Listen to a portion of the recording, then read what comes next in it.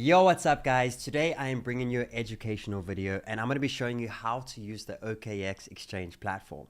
Now I love OKX. Firstly, they're one of the top 5 best crypto exchanges in the world. Secondly, they have incredible volume. Thirdly, they have a good variety of tokens. And fourthly, I love the user face. I love how user-friendly this platform actually is.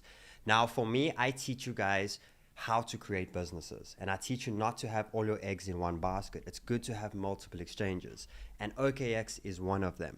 Now OKX has become one of the sponsors for the Sniper School show, and in this video I'm going to be giving you a full tutorial on how to use the actual platform. So the first thing you need to do is you need to open an account. If you have a look below this video in the description, you'll find the OKX link.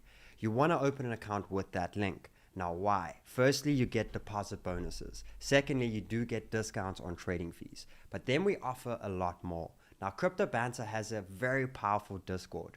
And what you have there is a Sheldon the Sniper section. And you're able to see all the charts that I give you every day on the shows. I give you trades. I give you many tokens and updates every single day. And you can get into the VIP section by using one of our exchanges, and OKX is one of them. Then what we have is Sniper School. Now, if you want to join Sniper School, you can join it for free. And this is a full course that I provide, teaching you all of my knowledge and all of my strategies. And the way you get in is below this video, you'll find a Sniper School link. If you open an exchange account using the Sniper School link, you then can get access to Sniper School. What you'll have to do is you'll register for Sniper School and you'll put your user ID in, and you got to deposit $100 or more. You get to trade with that within the actual course. It's something for you to start with, and we teach you with that actual capital.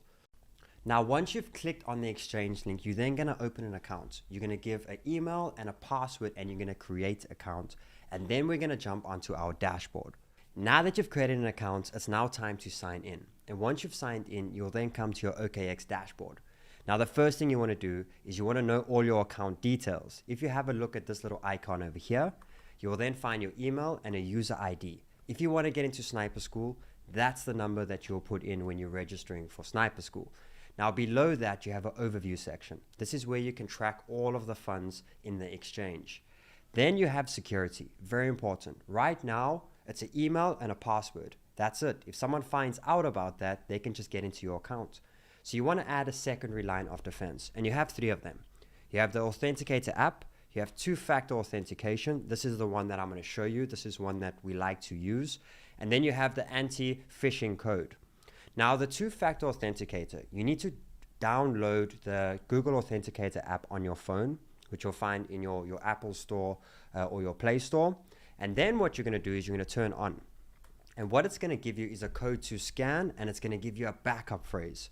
And what you're able to do is scan it on the app, and it will bring up a 6-digit number that changes every 30 seconds. And when you log into your account, you're going to need that 6-digit phrase to get in. Now, what's very important, guys, is this is linked to your actual device. There's no password or email that's linking it to your name. So if you lose your phone or your device, you will no longer have that authenticator code. So that's why you have the backup. So at any point you get a new device, you can reload that authentication code for yourself, and then you're able to access at any point. Make sure you put it in a very safe place and maybe have 1 or 2 copies. So you can go through which one you like, but for me, the 2-factor authentication is really good. Then you can go below here if you want to change your passwords or you want to add mobile verification, all these different little things, you can do so. You want to go back to the icon and you want to go to verification. This is where you have to do KYC. So you'll basically give proof of residence and you'll give your identification, and that will allow you to withdraw funds, and you do need to do it when it comes to OKX. Then the next thing that I want to show you is how to buy crypto. So either you can deposit crypto from another exchange into the account, and I'll show you where you do that shortly, but then you can also buy. And you can see the options that they have here is you can buy with card, you've got P2P trading and third-party payments. These two I'll explain later on, a little bit more technical in another video, but for now I'm just going to show you the basic of paying with a card. You can basically choose the currency that you want to pay with, and you can see either USDT you want to receive or Bitcoin, and then you can follow the process after that to actually buy your crypto. Now, if you want to deposit funds from another exchange or another wallet, you want to actually deposit crypto, you'll come to this little section over here, and this is My Assets. This is where you're able to track all of your funds within the exchange and the different wallets that are inside the exchange. And you want to come to the deposit. So if you want to deposit money, you come to this section. If you want to withdraw money, you come over here. Below that, you have transfers. If you want to transfer within the wallets inside of the exchange, the analysis to see all your previous histories and where you've moved money, all of that, etc. The order center and trading fees, etc. But if I go into the deposit section, now what you can do is step 1 over here, select the crypto that you want to deposit. So I'll do USDT as an example.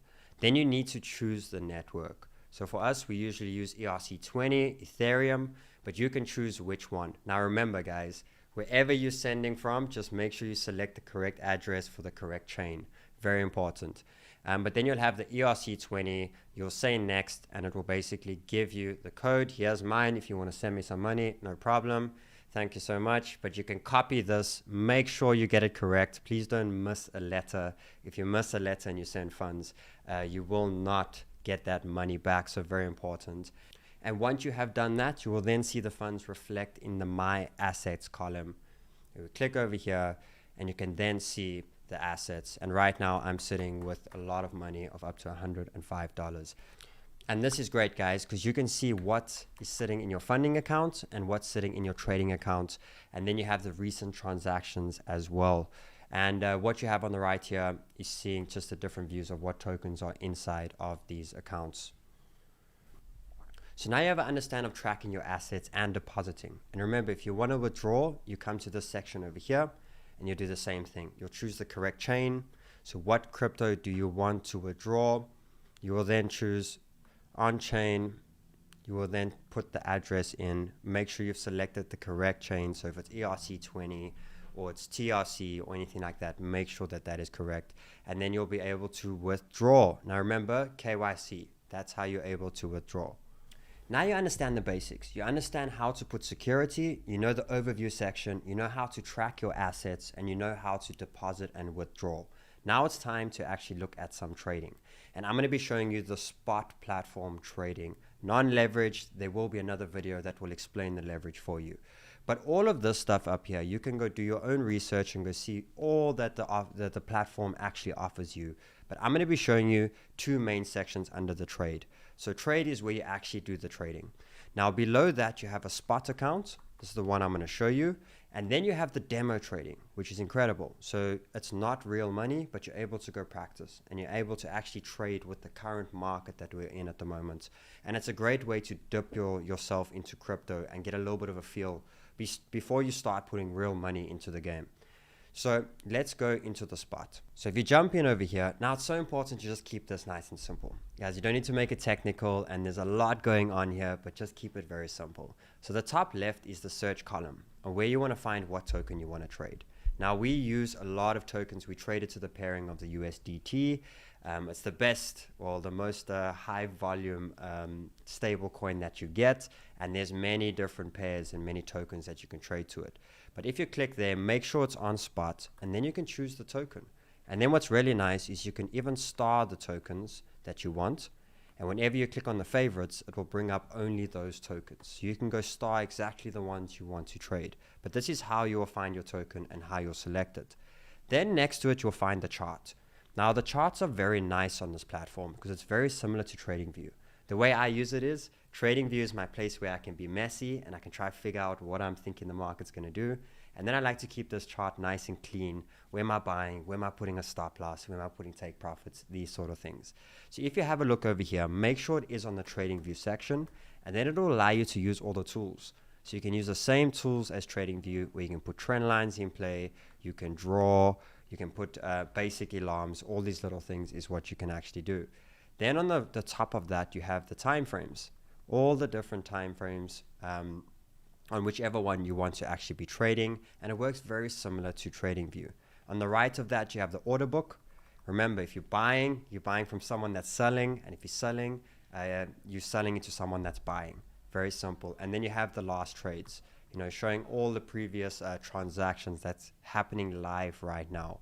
Now, we don't really use this too much, but it is important if you're looking at selling or buying to see what's happening in the order book, so you don't have to do too many trades to get in and out of the market. Then what you want to do is you want to come below. This is where you're actually going to be doing the buying and the selling. So if you have a look, there's two ways that you can get in and out of a market. You have a limit order and you have a market order. Now let me explain the first one. So limit order, you have control of price, you don't have control of time. So what that basically means, if you look at this current token, and let me use Bitcoin as an example. Let me go to Bitcoin.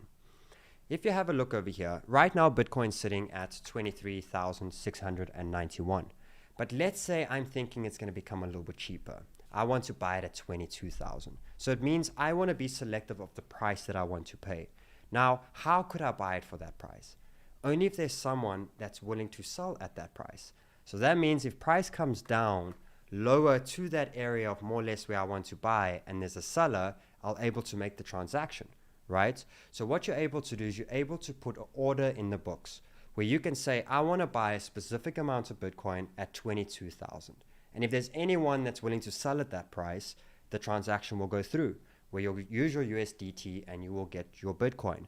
So we like to use this when we want to buy or sell when price is different to where we are right now. So you have control of price, but not time, because you don't know when price will go there or if it will go there, and will there be someone on the other side to exchange with you. So for example, let me show you. So if we look over here, let's say I want to buy Bitcoin for $22,000. So I think it's going to become cheaper. So I'll go 22,000. There we go. Let's get rid of the 4. Okay.